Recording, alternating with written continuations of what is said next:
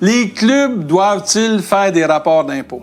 Premièrement, ici, le terme approprié est déclaration fiscale. Tel que stipulé dans la liste des rapports à fournir aux autorités gouvernementales, les clubs Richelieu sont tenus de produire des déclarations fiscales, même s'ils sont exempts d'impôts.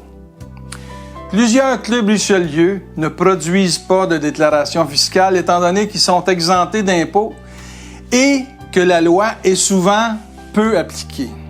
Il y a des tolérances notoires envers les OBNL depuis longtemps, mais la loi est claire à cet effet et il serait sage que tous les clubs se conforment à la loi afin d'éviter des réveils douloureux.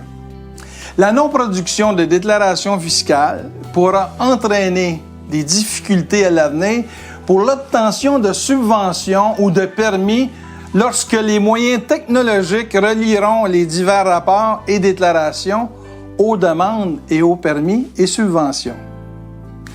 Et ça s'en vient.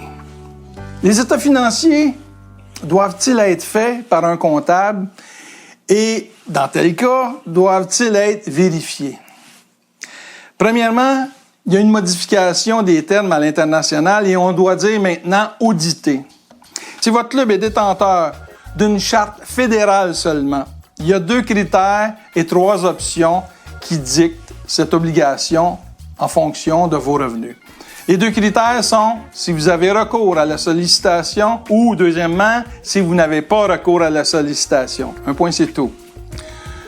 Une organisation est considérée avoir recours à la sollicitation lorsqu'elle a reçu un revenu excédant 10 000 $ provenant de sources publiques au cours d'une année financière et au cours de chacune des 3 années financières antérieures.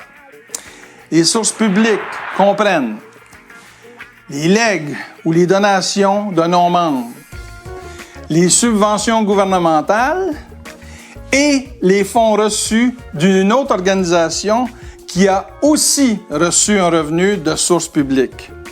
Les 3 options disponibles sont soit aucun examen, soit une mission d'examen ou soit des états financiers audités. Ceci nous donne donc 5 possibilités.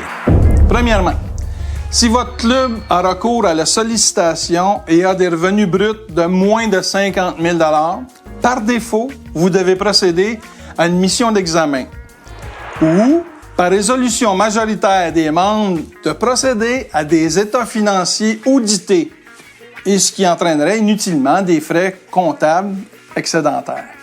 Cependant, si vous détenez une résolution unanime, je dis bien unanime des membres, vous avez le choix de procéder à aucune nomination d'expert comptable et de produire des états financiers sur papier blanc préparés par la direction.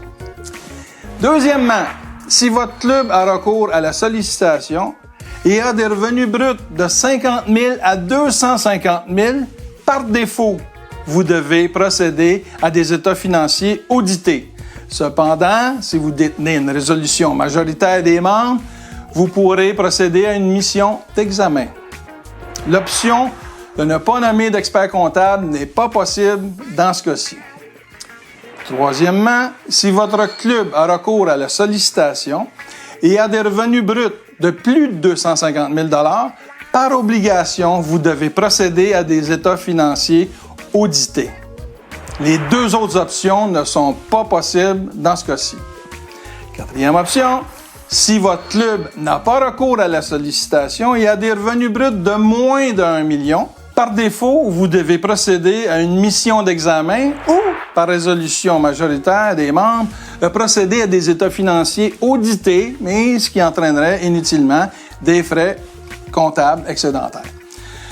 Cependant, si vous détenez une résolution unanime, je dis bien unanime, des membres, vous avez le choix de procéder à aucune nomination d'expert comptable et de produire des états financiers sur papier blanc préparés par la direction. Finalement, comme 5e possibilité, si votre club n'a pas recours à la sollicitation et a des revenus bruts de plus d'1 million, par obligation, vous devez procéder à des états financiers audités. Les 2 autres options ne sont pas possibles. Au Québec maintenant, si vous avez une charte québécoise et non fédérale, évidemment. Les déclarations fiscales peuvent être remplies par une personne suffisamment aguerrie à de telles déclarations, mais sans posséder le titre de comptable.